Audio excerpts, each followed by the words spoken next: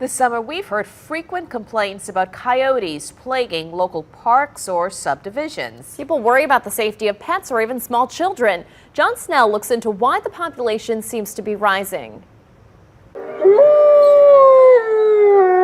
It may surprise you to learn that a couple centuries ago, wolves roamed Louisiana.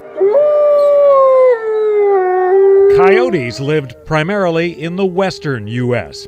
Early American settlers killed off and pushed out other large predators. Joe Fories is curator of large mammals at the Audubon Zoo. The other predators left, which filled a void. In modern times, Fories sees lots of reasons for the coyote population explosion, including how adaptable they are.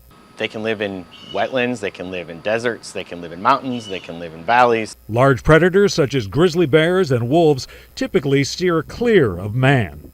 Coyotes thrive lurking in the shadows of our modern world. We provide garbage, we provide shelter, we feed feral cats. Last week there was probably about 8 or 9 of them. From a pack of coyotes hanging out frequently in City Park to other groups near the New Orleans and Metairie lakefronts, it's the summer of the coyote sighting. I saw 4 nights ago.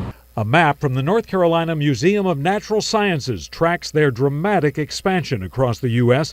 in the last century. The more man's hold expands, the more places we live, the more spots we allow coyotes to live.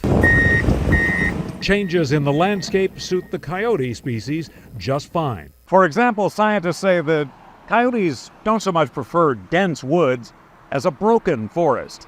Man has accommodated them. It's not just coyotes. Raccoons and rats are urban dwellers. The loss of habitat produced devastating impacts on many species of birds, but others, sparrows for example, do just fine around humans and the structures we build.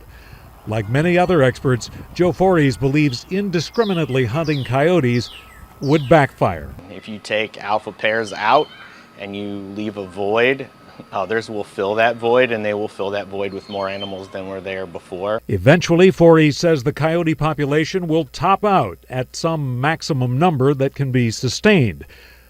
What that number is, no one knows. John Snell, Fox 8 Local First. To keep the coyotes in check, curator Joe Fories says don't put food outside or feed the neighborhood cats in a place other larger animals can access, and cut down on litter.